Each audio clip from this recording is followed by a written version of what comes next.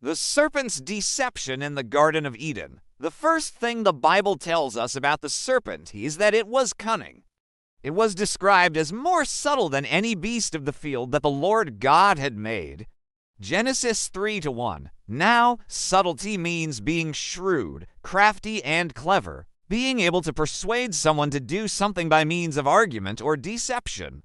So right away, we see that this serpent was not an ordinary snake. This was no ordinary talking snake.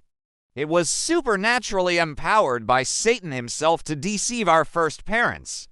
And so the serpent goes up to Eve and it questions God's command. It asks Eve, has God indeed said, "You shall not eat of every tree of the garden"? Genesis 3:1. So the serpent begins to question what God has said, planting seeds of doubt in Eve's mind. And Eve responds and says, "We may eat the fruit of the trees in the garden. Only the fruit of the tree in the midst of the garden, God has said, you shall not eat it, or touch it, lest you die." Genesis 3:2. 3. So Eve repeats exactly what God has said. But the serpent now begins to twist what God has said. It denies God's warning. It tells Eve, "You shall not surely die," Genesis 3:4. And then the serpent tempts Eve with a lie.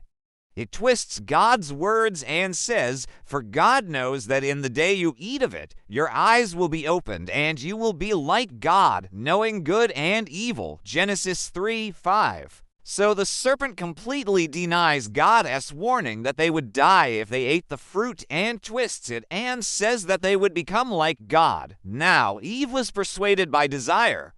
She desired to be like God, and she saw the fruit, and it was good for food, pleasant to the eyes, and desirable to make one wise. So she took the fruit and ate. And when she ate, this brought judgment into the world. And then she gave some to Adam, her husband, who also ate, shared in her sin, Genesis 3:6. And immediately their eyes were opened, and they knew that they were naked. And they tried to cover themselves by sewing fig leaves together to make coverings. And that is how sin entered into the world. So from this passage, we learn the serpent was supernaturally empowered by Satan himself. It was more than just an ordinary talking snake. It was a demon. And it used 3 methods to deceive Eve. No. 1. It questioned what God had said, planting seeds of doubt in her mind. No. 2. It denied God's warning that they would die if they ate the fruit. And number 3. It twisted God's words and told her a lie that their eyes would be opened and they would become like God. Do not forget to like, share, and subscribe. See you in the next video.